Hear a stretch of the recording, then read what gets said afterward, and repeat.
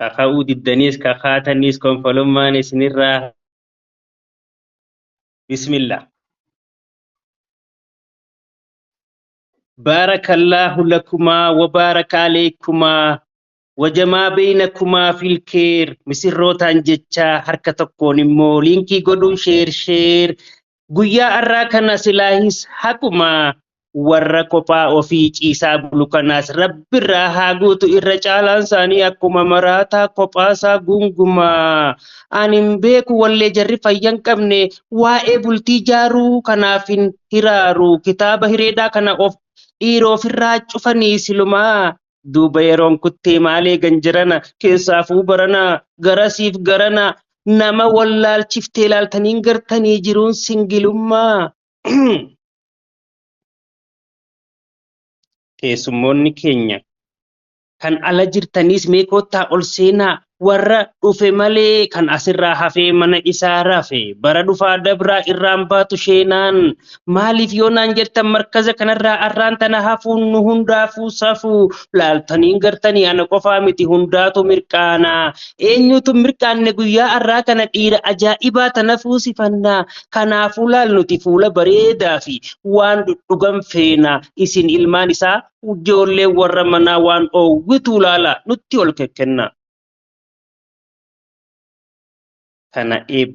Kan eebba qabuutu tokkoo fi takkatti wali ida'ama kan abaarsaa garuu barsiisaa diindhiisii mataasaa yaadatu qorruma keessatti kophaasaa waadama. Kanaaf ilaal eeyyeen jiruun singilummaa wanni nama hunda gootee fixuuf jaamaa koottaa irraa laalladhaa jechuun dhaamsa keenya misirroon arraatu hundaafuu fakkeenya ni taatii miijamaa waliin hawaarsisu nurraa hin garsiisin rabbiin ija hamaa. Warra wal argatee wal halaaleyfatee arra wal dhungatee أكبر هاملي أكرق ما شاء الله warra wal argatee wal halaaleyfatee arra wal dhungateef cinqii isaaniitiif arrumaan siin je'e guyyaan irraa maayyii barattoota keenyaas kan barsiisaaf yaadee bakka duwwaa qaamaaf qalbii irraa guutees yaa rabbi milkeessi haqumaan ol dhayi misirroota keenyaas jaalalaan qubsiisii waan fedhan dhiheessiif siin jenna ilaahii warri kophaa hafe kunilleen fedhiidhaan eega fuudhuu didan konfolummaa keessaa atummaan baasimee sodaachisii qayyeen kanatti aansinee baay'ee galatoomaa isiniin jennammaas isin barattoonni markaza Ibnul Qayyim. الله أكبر أكنا Barattoota keenya warra ollaa hundaaf nuu taatan fakkeenyaa isin haa dubbatu arshiirraa ilaahiin dhugaa dubbachuudhaaf tan rabbiin beeksisee qofaatu akkatti ustaazarraa beeka malee ijoolleen garii yaaduun beeytu gaarii taaniis haa beeksisu akka hundarraahuu akka keessan kanaa bareeda silaahii.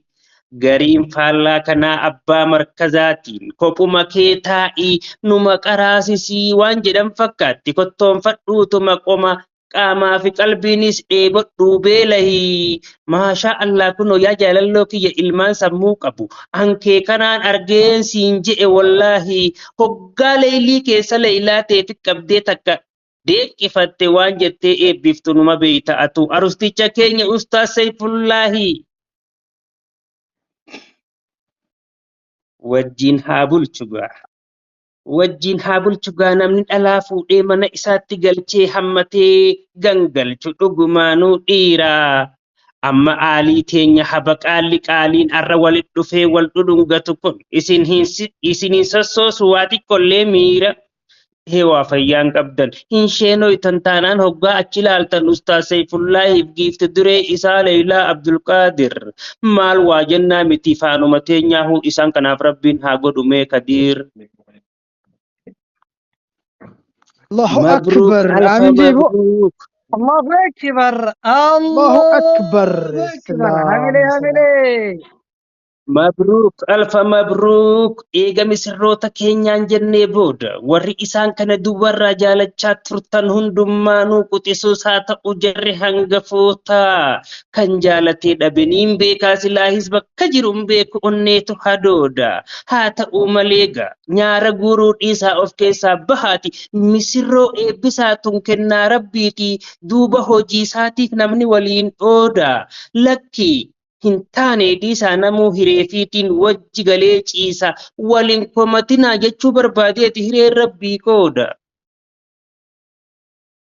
Allahu Akbar. An arraan Allahu Akbar. Wow, wow, wow, an wow. arraan duraahuu an arraan duraahuu kan fuudha barbaaddan hundi lafaa ka'aa qindii ta'aa qaamaa fi qalbiinis dheebuu tana bahaa nurraa tasgabbaa'aa jedheen dhaamaa ture. Harka yeroo dheeraa boraatii irra ture hadoode sanillee as boodarraa kaasaa namuu jaalalleewwan ofiirra kakkaa'aa je'ee itti dhaamuu waa takkaa hin dhiifne garii yoo fudhatee kun ni dide malee silaa hawwiin kiyya ilmi namaa hundi akka kophaan ciifne kan dide haa taa'u isin kan wal fuutan feetan walammadhaa qoqqoflaa taphadhaa mee haa lafaa kaafnu warra ka'uu dide kanaas onnachiifne. Yaa kopha jiraata silaa dabalamtee jireenya kee kanaas numa jijjiirratta duuba mee akkam taata garaan si gubatus tokkolleen hin jiru namni siif hubatu. An akkas hin jenne duuba ammaan tana afaan immoo ijaan teessee ilaalu jirta yeroo arostichi giiftii isaa qabee harkisee dhungatu. An akkana jennaan singiloochiin mataan lafa kutte isin hin gartanii waa takkan dubbattu. Arosticha Allahu keenya Akbar. duraan Allahu Akbar. Masha Allah. Arosticha keenya duraan itti seente nunqaaneessinatii sarara guyyaan keetii hedduu qaanfattee bar jireenyi kan kee guyyaa irraa booda siif argate suugoo maal qaanfatta reega gammadi malee sii kana waan ta'eef pirezidaantiin Leeyilaa abbaan qabu aangoo singiloochii tana. Haa garaan gubatu itti qabi usii yoo barbaaddes dhungoo nuti maal nu galche dantaa isaaniitii dargaggoota kana burruq itti jettee laphee kana keessa haa gubduu singiggoon. Allahu Akbar.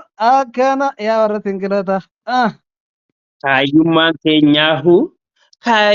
keenyaahu warri kophaa ofii mana keessa taa'u yoo aarees haa yaa'u jenneeti hinaaftuu mana kophaa raftus garaan haa gubatu maal godhuuf boraatii hammatanii ta'an wanni lubbuun qabne yaada garaa keessaa namaaf hin hubattu. Haadha manaas taatee mataa ol qabattee namaan hin dubbattu dhiirsaas namaaf taatee ofitti as qabdee kunoo laal akkatti waa naman dhungattu rabbumaasiif jira ofirraa gadhiisi yaa kan qorra duraa boraatii hammattu sunumaas hin gootu. Allahu Akbar. Allahu Akbar. Allahu Akbar.